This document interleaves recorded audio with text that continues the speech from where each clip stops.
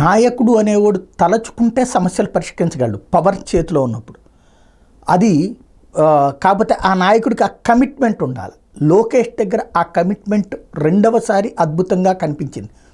మొన్న ఏదైతే దివ్యాంగులైనటువంటి విద్యార్థులు సఫర్ అయినటువంటి సందర్భం గుర్తుంది కదా, వాళ్ళకి IIIT వీటెట్లో సీట్లకు సంబంధించి ఎదురైన సమస్య వాళ్ళు ఒక వాట్సాప్లో చెప్పడం, ఆ వెంటనే ఆయన వేగంగా పరిష్కరించడం, దాని కారణంగా 25 మంది విద్యార్థులకి అలాంటి జాతీయ విద్యా సంస్థలలో సీట్లు దొక్కినటువంటి పరిస్థితి.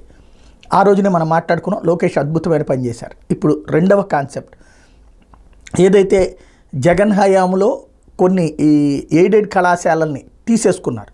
అప్పుడు తీసేసుకున్నప్పుడు అట్లాగా అందులో ఉన్నటువంటి సిబ్బందిని ప్రభుత్వంలో తీసుకోవాలి. కానీ అక్కడ ఉన్నటువంటి ఒక లెక్చరర్ కారణంగా, అంటే ప్రిన్సిపల్ కారణంగా 25 మంది దాకా ఉన్నటువంటి సిబ్బంది దాదాపు 2.5 ఏళ్లుగా నరకం చూస్తూ ఉన్నారు. ఆ విషయం లోకేష్ నోటీస్కి రావడంతో వెంటనే పరిష్కరించి 48 గంటలు తిరగకముందే వాళ్ళందరికీ అపాయింట్మెంట్ ఆర్డర్లు ఇచ్చినటువంటి ఘనత ప్రభుత్వ ఉద్యోగాలంటే ఆషామాషి కాదు. అట్లాంటి దశలో జరిగినటువంటి అంశం ఇది.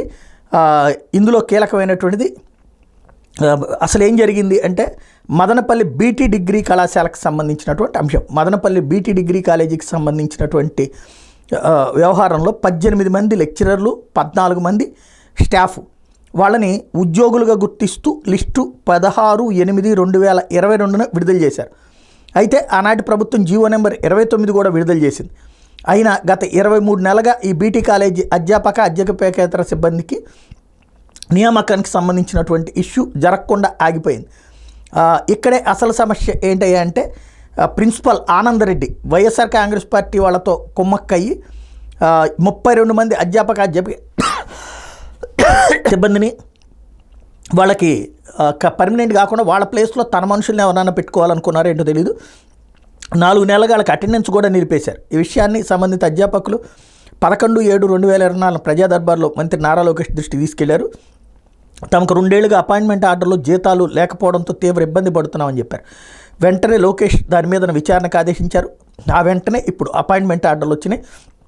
పోలా భాస్కర్ తక్షణం జోక్యం చేసుకుని ఈ ఆర్డర్లు ఇవ్వడంతో సంతోషపడుతున్నారు వాళ్ళు. ఇది చాలా కీలకమైన అంశం.